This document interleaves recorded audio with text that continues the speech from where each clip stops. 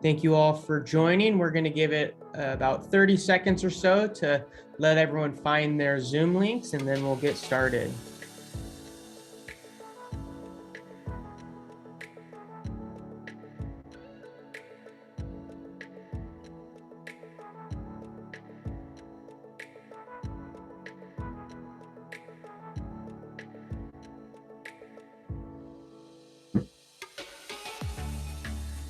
If you're just hopping in, we're going to give it about 10-15 more seconds, and then we'll get started. We're letting everyone find their Zoom links.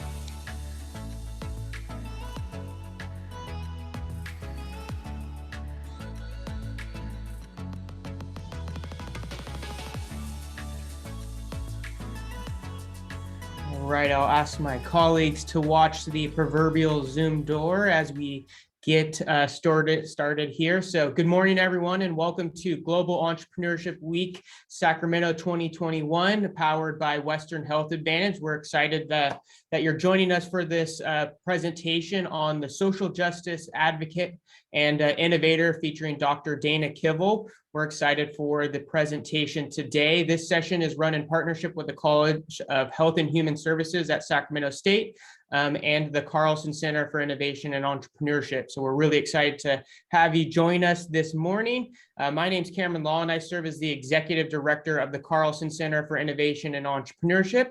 And I'm also serve as an organizer for the Global Entrepreneurship Week here in Sacramento. I'm joined by one of our team members here, Arlene Miranda, who heads up our marketing support and administrative support at the Carlson Center. And for those of you that don't know about the Carlson Center, real briefly, we serve as a regional hub and platform for providing approachable and accessible entrepreneurial education, community, and support to enable startup founders of all backgrounds to explore and launch their businesses.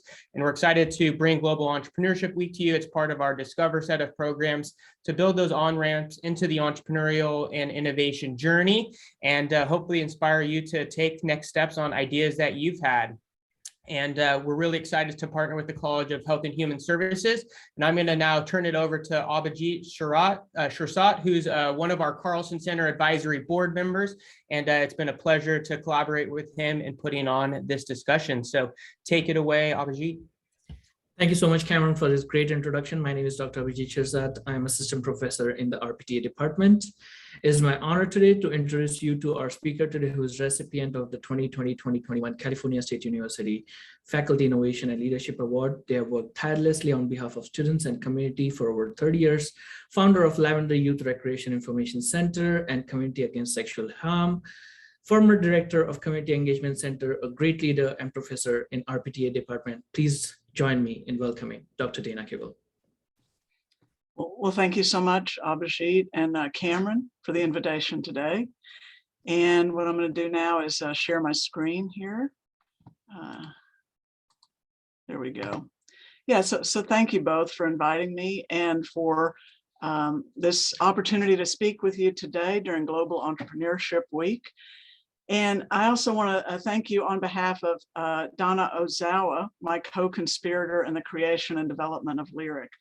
Unfortunately, Donna is unable to join us, but I remain forever grateful for our friendship, connection, and most of all, our commitment to creating and birthing the Lavender Youth Recreation and Information Center 33 years ago.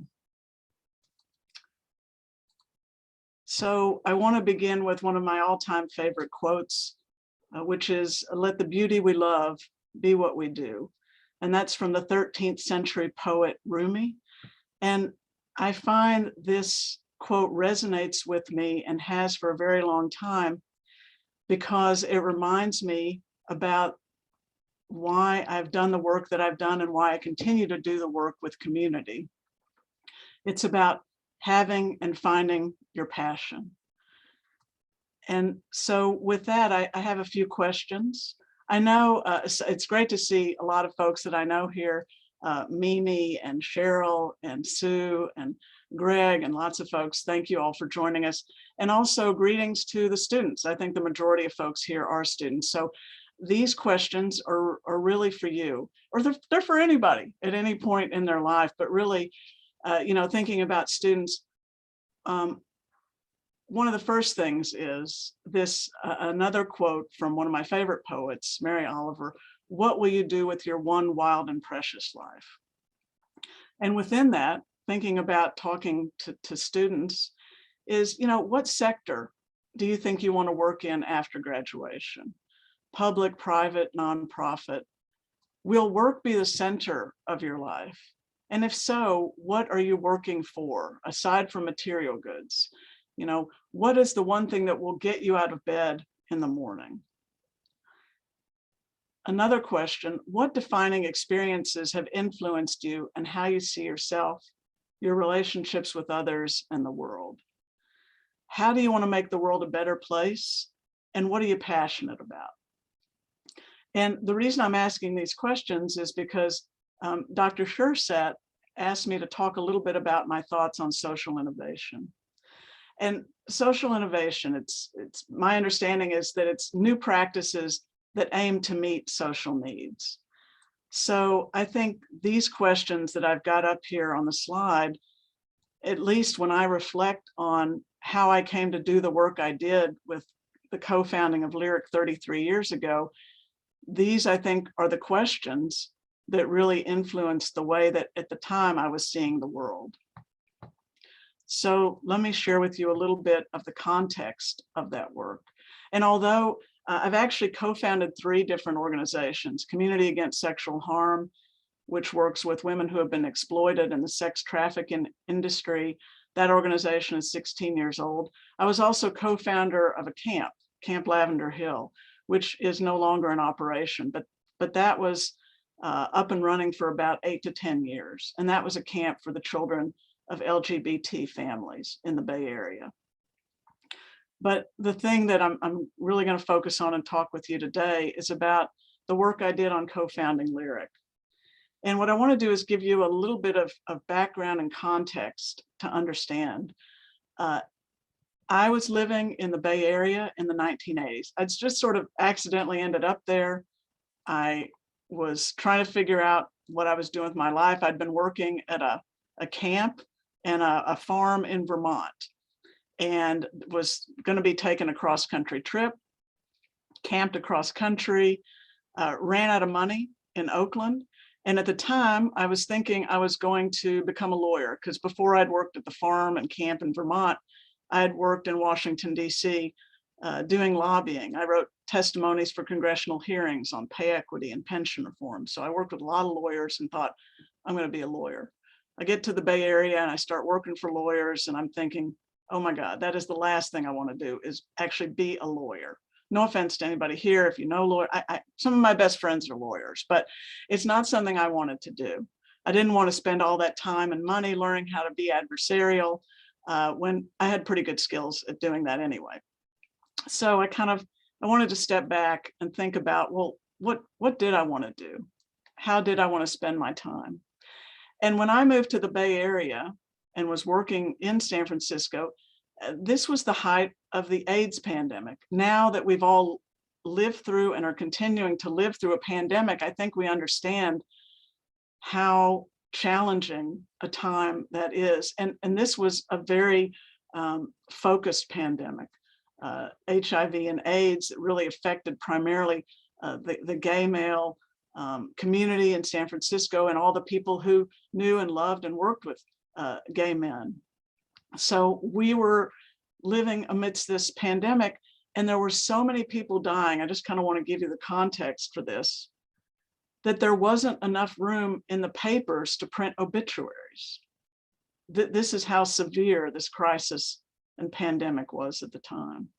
So there was a bit of a pall over the Bay Area, especially San Francisco. A lot of funerals, a lot of grieving, a lot of loss. And again, I stepped into moving into this area, thinking about becoming a lawyer, trying to figure things out, and realizing I didn't necessarily want to do that. So I was also, meeting new people, talking about social justice issues. I was doing some work with a group called Community United Against Violence, where I used to go speak to high school students about being part of the LGBTQ community, just doing different things with different folks that I had met. And one of the people I'd met was Donna Ozawa. And Donna and I met through some anti-racism work and workshops that we had both participated in. And we used to work together in the same area. I worked in the Civic Center in San Francisco. I was working for lawyers. That's also how I knew I didn't want to be one, because I'd been working for them.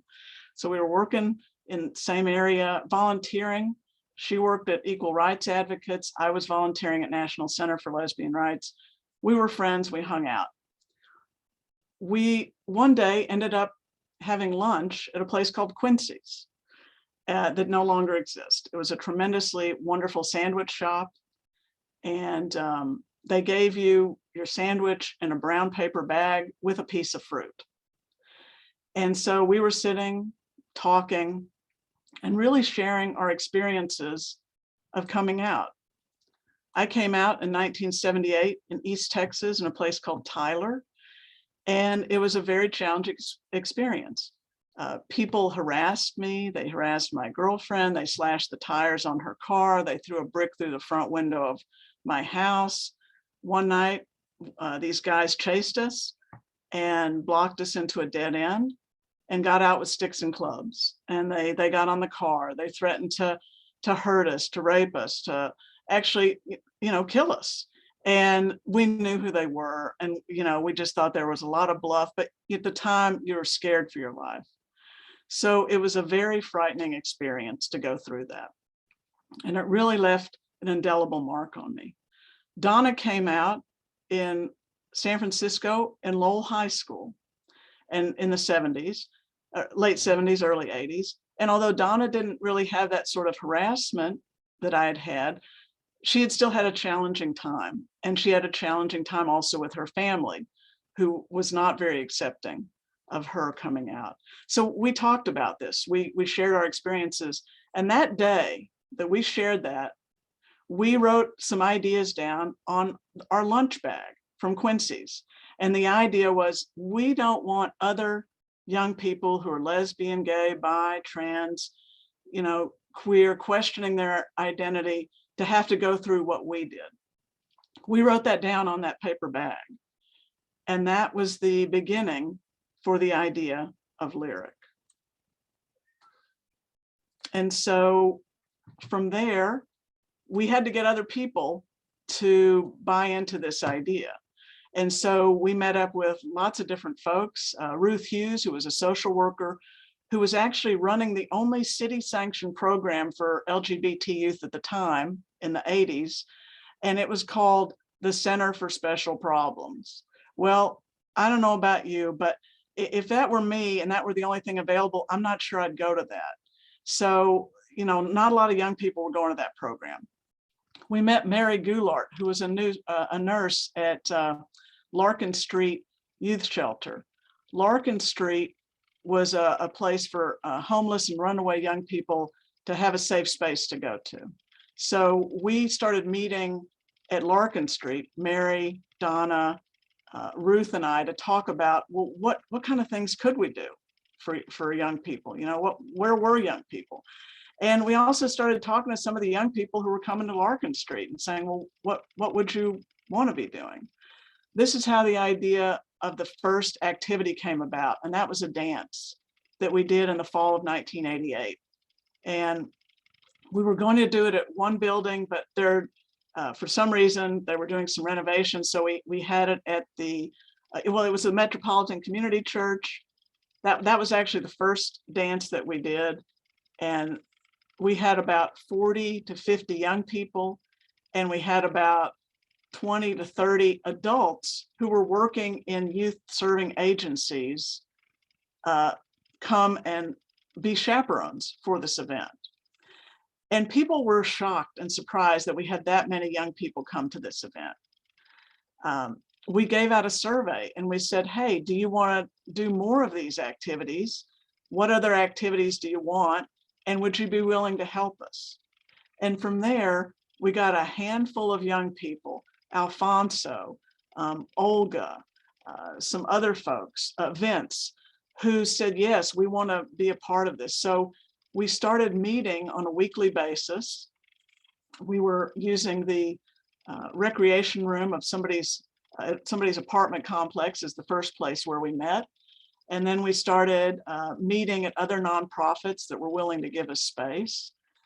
And before we knew it, we had about 20 people, young people and adults, working together to plan other dances, to put on bake sales in the Castro. We would have bake sales at the corner of 18th and Castro, where we would bring baked goods. And when we ran out of those, bakeries in the Castro would say, here, come sell our things. We're not moving them, take them, sell them, make money. All of a sudden, people thought this was a great idea. There had never been an organization that had been focused so much on supporting LGBT youth.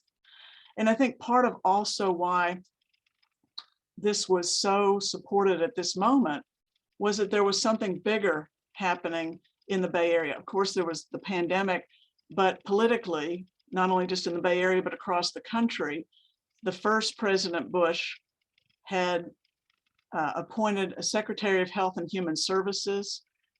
It was this person, I believe his name was Sullivan, and this person commissioned a nationwide study on teen suicide. And one of the people they hired was a guy named Paul Gibson, who was a social worker in the Bay Area. And Paul submitted a report on teen suicide among LGBT youth. Paul submitted that report to this big national report. And when they were going to release the report, the Secretary of Health and Human Services, Sullivan, said, oh, I'm not going to include that part about lesbian and gay youth. Well, the fact that he chose to intentionally withhold that information, which was extremely compelling. Teen suicide at the time generally was the third leading cause of death for young people, but for LGBT youth, it was the #1 cause, primarily because of the ostracism that young people felt and the marginalization. So it was very compelling, and this became a very national thing in the news, that the fact that the President of the United States was saying that the information in this report ran contrary to traditional family values, it blew up in their face. People were like, no, this is crazy. You have to include this report. So a lot of pressure was put on the Bush administration. They did finally include that part of the report, but we were the beneficiaries of that political fallout. And what I mean by that is it shone a light on what we were doing, and it gave us a lot of visibility and a lot of momentum to keep doing the work we were doing. We moved from bake sales to pancake breakfast, to writing grants, to getting tens of thousands of dollars. We started with nothing, and then we would get hundreds of dollars from the bake sale, thousands of dollars through pancake breakfast. People were giving us money, tens of thousands of dollars, and this continued on. We partnered with Gay and Lesbian Outreach to Elders, Operation Concern, which was a counseling agency at the time, which later affiliated with a big hospital in San Francisco. And they became the fiscal agent for Lyric, which meant that we worked on writing grants and they submitted the grants on our behalf that got us the big money, $10,000, $25,000, $50,000, $100,000. And we continued to write grants and get funding. And again, it was still very much young people and adults working together to put on the programs and activities. We had a team in the gay softball league. We had a switchboard. We had, continued to go camping and do lots of activities. We continued with this work. So I was there from 1988 to 1992. Again, we're doing this work, we're having fun, we're doing lots of activities, first we're reaching dozens of young people, then we're reaching hundreds of young people, then we're reaching thousands of young people. I left the organization to go on to graduate school, and Danny Baruta and then Regina Gabrielle and other people came behind me, and they took on the leadership of Lyric. And one of the most important things that happened for Lyric in 1992 was that Roberta Achtenberg, who was on the Board of Supervisors at the time, She had reached out and said, I really want to support Lyric. And she said, there's some federal Medicaid reimbursement money coming to the city. I'm going to work on setting aside $3 million to allow Lyric to buy a building. And that's what happened. Lyric bought a building in the Castro, 1993, 1994, that is still there at the corner of Collingwood and Castro. It's this purple building that you can see. And that building has continued to house Lyric staff and Lyric programs. It's 3 stories tall. And since that time, the Lyric staff and the programming has changed and it has grown.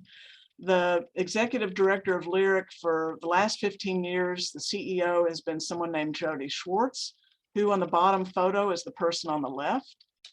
And Jody has been extremely successful at growing the program. Lyric, it does a lot of educational outreach and career support and advancement, and still social support for young people in middle schools, in high schools, throughout the Bay Area. Lyric now has a staff of 30 people and a budget of $4 million. And this purple house, I'm actually part of a capital campaign, and we have raised 2.4 of $2.5 million to renovate this building. We began the campaign in January. We have yet to have the public phase of the campaign, and we are very close to meeting our overall goal. So there's a lot that's been going on with Lyric. Tens of thousands of young people continue to benefit from the programs and services that Lyric offers. The majority of young people that Lyric serves today, they come from all over the Bay Area, primarily young people of color, a lot of programming and support for young people who are transgender, non-binary. I mean, they are meeting an important need throughout the Bay Area. And I'm just so thrilled that the program continues to this day and that there's still a need. And by the way, when Lyric has tried in the past to do some renovation on the building. And one of the things that they have as part of the building is a driveway to this back area. There's a small outbuilding. And part of the renovation is going to be to revise or to renovate that back building to make it more usable and to have a really beautiful sort of outdoor space. But the city resisted allowing Lyric to break the format of the existing house. It was formerly a house, and this whole parking area, because initially they'd said, well, we don't think the organization is going to last. Well, 33 years later, the organization is still here, and the city finally has allowed Lyric to remove that driveway after 33 years. They're saying, okay, well, we think you're going to be around for a while. So the money is coming for this renovation, and it will be happening in the next year or so. But I just wanted to share a couple of thoughts. You know, as we think about social innovation and doing work in a different way to bring about some social change and to bring about ways to meet social needs, here are the things that I learned. And you know, talking about it now, it seems like, oh, well, maybe it wasn't that difficult to do. Oh, it was horribly difficult to do. I mean, again, we were in the midst of a pandemic, so everybody was fighting for a lot of resources, not a lot of resources. Everybody was fighting for resources. We'd go to ask for money from the Department of Public Health. They said, oh, well, you do recreation. You go talk to the recreation people. The recreation people said, oh, you're doing HIV and AIDS prevention work. Oh, you go talk to the health people. And then people were saying, wait a minute, we need all the money to fight HIV and AIDS. Why are you asking for program support for young people to do recreation? We used recreation as the vehicle to bring people in, to educate them about HIV, to talk about prevention, and to provide social support, because we also knew about that study that Paul Gibson had done regarding suicide, higher rates of drug and alcohol abuse, higher rates of truancy. We knew those were still underlying issues. So we were trying to provide social support for young people so that they wouldn't end up being a statistic in terms of overall, in terms of drug and alcohol abuse or suicide or HIV and AIDS. So it was challenging. There's no question about it. But here's some of the things that I learned. I think the most important things, the lessons were, find others who share your passion. We found so many people who wanted to do this, who were so excited, young people and adults who said, yes, yes, yes. And by the way, at this time in the United States, there were probably only 1 or 2, maybe 3 programs across the country for LGBT youth. The most famous was Hetrick Martin in New York City. But there wasn't a lot happening. There was a program in Seattle. But after Lyric got off the ground, people were coming to us saying, how did you do this? So District 202, which was a program that got started in Minneapolis, the person who was getting that off the ground came to the Bay Area and spent a couple of weeks talking to us about it. Many people, Austin, DC, lots of people reaching out.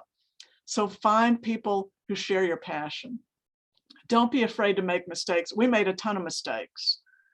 I mean, we made so many mistakes. Writing grants, we made mistakes. Not asking the right people for support, that was a mistake. Like, there were so many mistakes that we made. Keep your eyes on the prize. The thing that kept us going, despite the pushback that we were getting, and it's very political doing this work. Getting money for your program and your passion is very political, but keep your eyes on the prize. And that means at the forefront of our mind was that young people were saying, we need your help. We want your help. We want your support. So we kept that in the forefront of our mind. And if we were self-righteous, so be it. We've thought we were self-righteous for a good and important cause. Have patience. That's also critically important. Again, recognizing that everything is political and you are going to have to fight for what you want and what you believe in, and fight like hell for it. And don't give up. That's the other thing. There were many times that we wanted to give up. I would leave meetings and it would be so contentious sometimes that I wouldn't be able to speak for a few days because I got lockjaw. I mean, it was crazy, but when you care so passionately, you will do what it takes to fight for what you believe in. And my final thought is one of my favorite quotes from Rabbi Tarfon from many centuries ago, that it's not your responsibility to finish the work, right? The expectation is you're not going to finish things, but that shouldn't be a reason for you to not start something. So if you have a passion or a belief or something you care deeply about, and you want to create an organization and you want to do something and you want to, change something in the world, then you should do it. Earlier in the slides, I had a slide from this guy, Kuhn, K-U-H-N, who wrote a book called The Structure of Scientific Revolution. And he basically said, the people who change things are, there are 2 types of people that really bring about the change in the world. One are the people who are very young and naive, and they don't know what they're doing, and they don't know what they can't do. And that was Donna Ozawa and me. We just didn't know what we couldn't do. So we just did it. And then people at the very end of their careers, when they have nothing to lose, those are the people who are more willing to take the risks. So, that is also something to remember. You may be like, well, I don't know what to do. It's like, yeah, we didn't know what we were doing. And that's the pushback we got from a lot of people. What are you doing? Who do you think you are? People who were, there's a group called Coleman Advocates for Children and Youth. And they were like, we've been doing youth policy work forever. Who are you? What are you doing? We're like, well, we're Dana and Donna, and we don't know what we're doing, but we're doing something. And by the end of the time that we both left, Donna left to go start another program for young people. And then I left to go to grad school.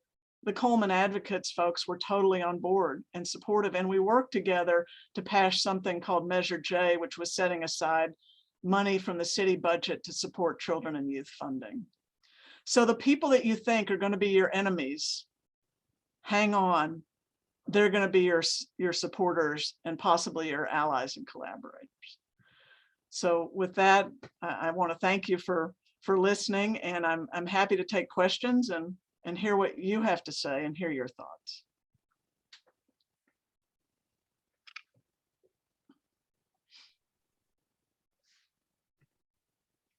Questions, anybody?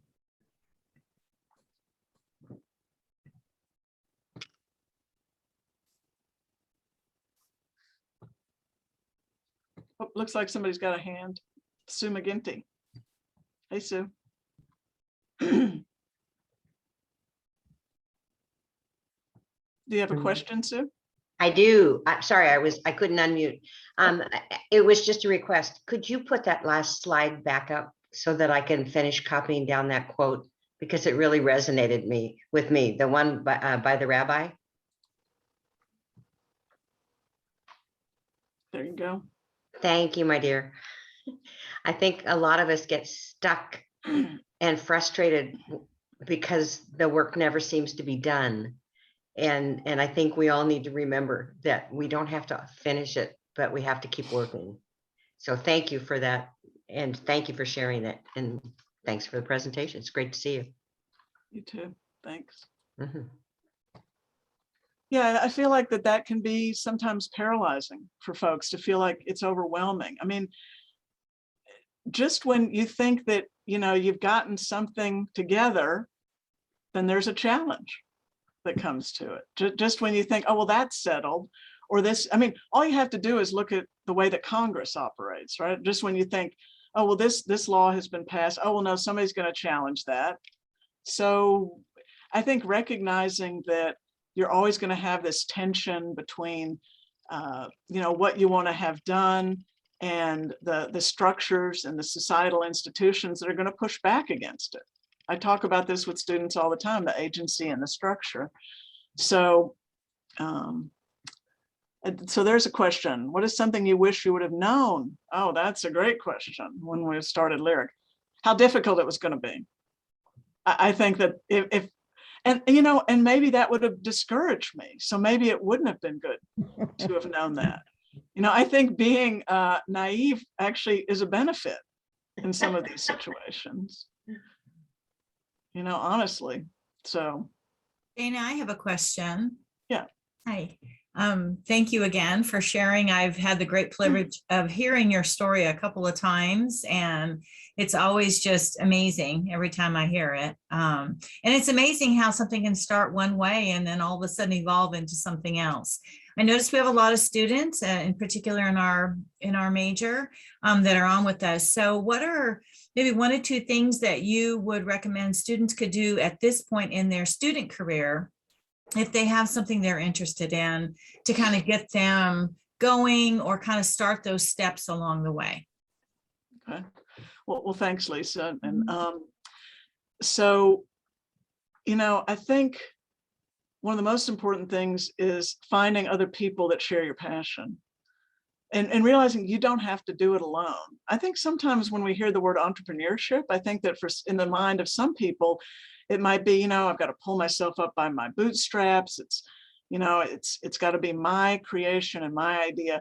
When the fact is, there really is more benefit to working together and more benefit to collaborating with as many people as possible and trying to bring those like-minded people with you. So, if you have an idea and finding those other people that share that, talking with them, bouncing ideas off them, talking with faculty that you've worked with, talking with other folks across campus, with student affairs, with business affairs, but I think the first step really is, what is it you want to do? Because you're going to have a long career, hopefully, ahead of you, professionally, 30, 40 years. And how do you want to spend that time? And again, what do you want the center of your life to be? Do you want it to be that work identity? Well, if you do, hopefully you're going to find something that you really love and that's going to keep you going. But for so many people in this country, they have a work-centered identity, a work-centered life, and yet they don't really have a work-life balance. And they don't necessarily find a great deal of sukha or happiness or joy or satisfaction in their lives because of this belief of being driven by the work identity. So if there's a way in which you can start thinking about this now as you're beginning to step into your professional career, and strategically and intentionally plan for the ways in which you want to live your life. Working in higher education, I mean, it's been really a fantastic life, a tremendous amount of freedom and a lot of challenges as well. And that's going to be true wherever you go to work. There will be a lot of joy, hopefully, and a lot of personal growth and development. And there will also be a lot of challenges to that. And realizing, you know, that's a part of life. And how do you navigate and negotiate those challenges? Good question. Are there other questions in the chat? Or other questions generally?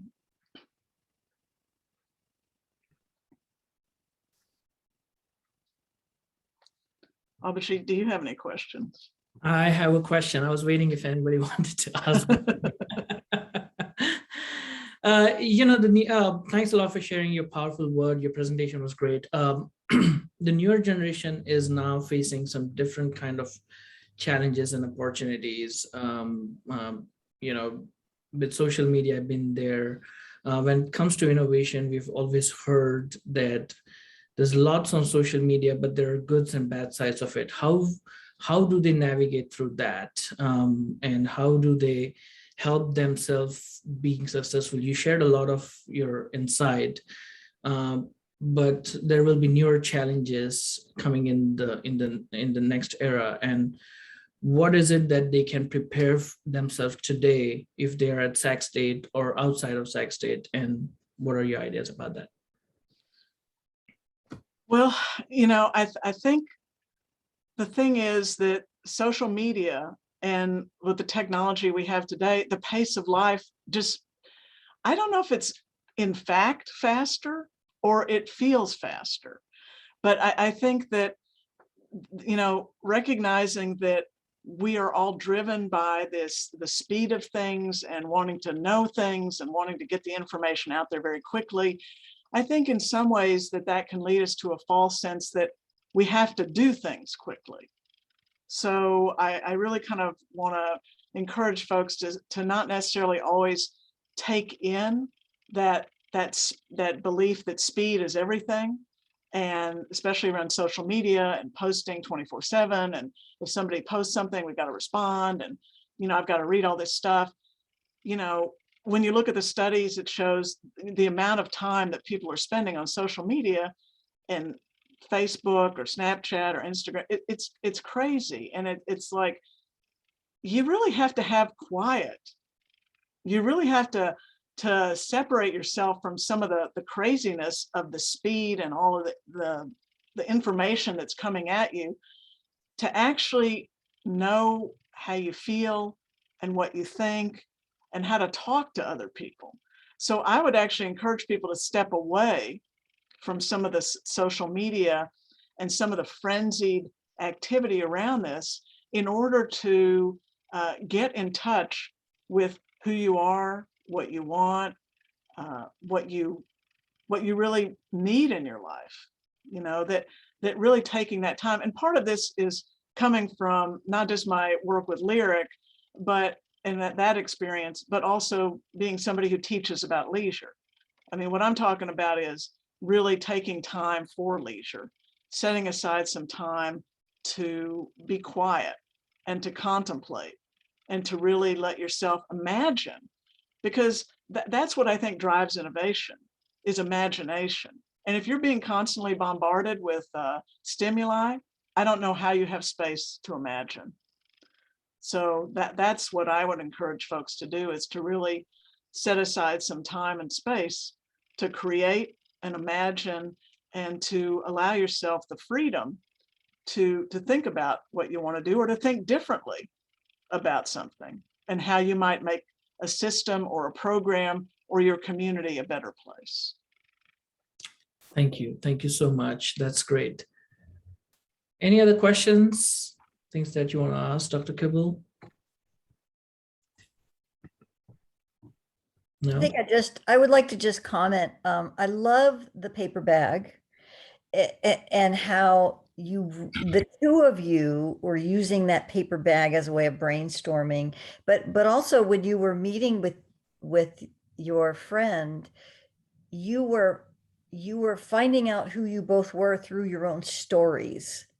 And so out of that, and that just makes me think, Dana, about how you were trying to, through each other, find out again who you were, and through that came your passion. And I just think I love that. So thank you. Well, thanks for sharing your thoughts on that, Mimi. Yeah, that's absolutely right. Like that's the other thing. Like we were talking to each other about an experience that we had, and experiences that, left an indelible mark. And then it turned out, well, that's where the intersection took place. Oh, well, we had this horrible experience. Maybe not everybody has to have that. And again, we were naive. We didn't know. Maybe there were 4 or 5 organizations going on in the Bay Area, but it turned out there wasn't. But even if there were, even if, you have a conversation with your friend over lunch and you want to do something, you're like, oh, well, there's a lot of organizations that do that.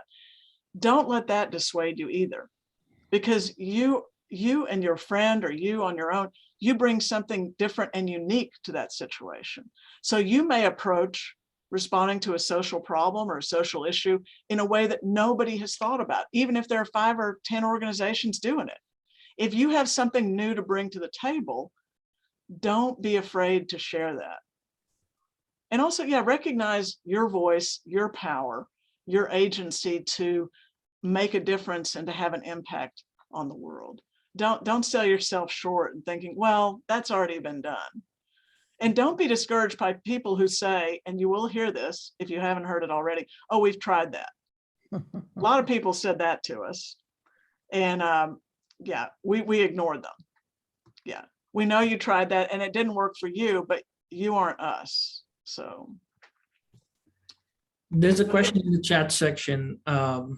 Dr. Kivel, I always wonder if there are enough resources. What is your opinion of this? Do you have enough resources for those who need it? Right, that's a great question. And I was going to say, well, it really probably would take me about a week to answer that question, but because there are lots of different ways I want to go with answering that question. But most immediately, yes, I think there are resources. It's a matter of the public will and the political will. And so that's where you have to learn to make an argument. That's where you have to learn to get other people to support you and build allies and collaborate with people. And politically, if you can capitalize on what's happening, if the issue that you are passionate about happens to be getting a lot of public spotlight, then you have to go with that. You have to capitalize on that moment. So part of it's timing. I do think there are resources if we can unpry them out of the hands of other people and other kinds of programs. So this is where you really do have to get in there and fight, as I said on the slide, fight like hell for yours, but also realizing where the work that you're doing might intersect with the work that other people are doing. Right. I really believe in collaboration and team building and people sharing of resources. And that we have to do more intentionally. Part of money we were going for with Lyric was tied to something called the Ryan White AIDS Act. Ryan White was a young person who died from AIDS. He had gotten a blood transfusion. But part of the requirement for this federal funding was that organizations work together. So I think the people who have the money and the resources ought to also demand that organizations work collaboratively. So I think there's work to be done on not only doing the work we need to do, serving the people, our constituents and our communities, but advocating for the people who have the money to make sure that they push us to have to work together. Thank you. We have one more hand up, Gabby. What was the most effective way that people on board to really commit to helping you? I only heard part of that. Would you be able to maybe write your question in the chat? Yeah. Okay.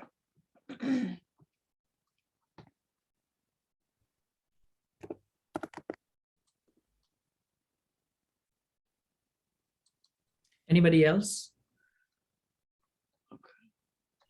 There's another question. Do we still use the term social justice warrior? Sure. Why not? That sounds good to me. I like that term. I like that term. Mhm. And Gabby's question is, what was the most effective way you got people on board helping you with your mission? Well, I think one of the most effective ways was that at the dance, we gave the survey to young people and we said, do you want to join us? And they joined us and they started telling their friends and we started telling our adult friends about what we were doing.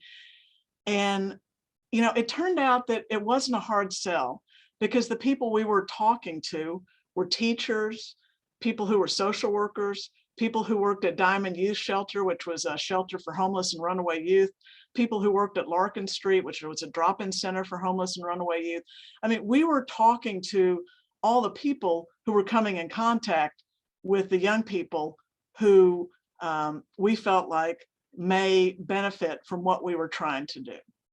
So it really, like I said, I think we were in some ways, it was something called, I call it bashert, which is a Yiddish word. It means it was meant to be, or kismet, right? The timing was great. That's not always the case. That's why I think finding as many like-minded people, and the thing is, you don't know who might be an ally or who might support or think about what you're doing if you don't talk to other people about it. So I think the first thing is, of course, figuring out what you're passionate about, what you want to do, and then just start talking to as many people as possible and really trying to generate enthusiasm and excitement about it. And that comes through to other people when you are passionate about it. So that's why I'm saying step away from social media, step away from, being inundated with all the stimuli and really connect with yourself and figure out, who are you? How do you see the world? How do you want to make the world a better place? And then when you land on, this passion, or you're having lunch with a friend and, you realize, hey, you both had this experience in high school, or you had this experience in college or at work or wherever. And like, oh, no one's doing that. Maybe we could do something. And you just kind of build from there. Thank you. Thank you. That's a great response. Arlene, you have a question? I do. I really enjoyed the presentation. Thank you so much. I know that this is about like-mindedness, and I appreciate how you were able to create community just starting with 2 people, and it kept blossoming. And I would love to hear you speak to the students on how a lot of them feel disconnected at Sac State and would like to find others that have like-minded interests or are in the same majors, just as basic as that, and how it really requires being open to the possibilities, open to connecting, and being willing to get out of your comfort zone to do that so that they can build community too, maybe with a mission-based idea like you had, or maybe just to be better at connecting and create their own community. Well, Arlene, I think you just said it all. I think you did. I mean, I think I think underneath what you just said is being curious. Yes. And asking questions. Why are things the way they are? Why can't things be different? How can I maybe help make things be different? So really kind of not just settling for what you see and what you hear in your class, but really pushing back. Oh, can we think about this in a different way? Are there other people who have challenged this idea? So I always think one of the things I teach about in leisure is this idea that, is leisure context for reproducing the status quo or what we've always been comfortable with or what we know, or is it a place for challenging dominant beliefs, dominant ideologies and the status quo. So really, encouraging students to think critically. What you're reading a lot of different things. To what extent does that resonate with your experience? To what extent does it challenge your way of looking at the world? Because a lot of the students are in this phase, in this period of their life where they're transitioning from adolescence to adulthood. It's identity formation. So take advantage of the opportunity to try different things, right? Like, this is great. The stakes are low in college if you try something, right? So I'd say try as many different things, join as many different clubs, talk to as many different kind of people and people doing different kinds of things as possible. And yes, feeling uncomfortable is important for growth, right? If you feel anxious, if you feel nervous, if you feel worried going into a new situation, that means that you're open to growing and changing. That's a good thing. And the more that you do something, the more you will feel more comfortable doing it. Yes, thank you. And I also want to recognize that you live the entrepreneurial mindset, because you're about problem solving and collaborating to get to a solution. And all of that is what we want to share across all majors and disciplines at the Carlson Center for Innovation and Entrepreneurship. So I applaud you for that as well.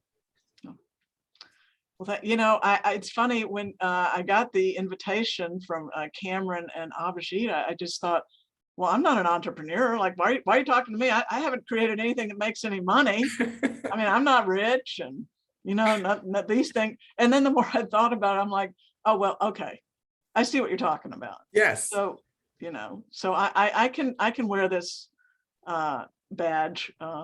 Most definitely. You wear it well. Well, thank you. Thank you. Thank you so much. Any other questions? Okay. Well, Dr. Kivel, thank you so. Yeah, go ahead. Well, I just want to say thank you all so much for this opportunity. It's great to be able to talk with you all, to talk with students, and just appreciate all the work that you're doing through the Carlson Center and other programs on campus to get students to realize that they can create and live a dream that they might have. So thanks to you all. Thank you so much for sharing your knowledge, experience, your stories. We really love them. They are very powerful, and we really look forward to hearing them again and again. Thank you. Thank you, Cameron and Arlene, for your hard work on putting this together, and wish you a lovely day. Thank you all. Thank you. Have a good one. Thank you, everyone. Thank you, Dan. Everybody. Thank you, Dana. Thanks.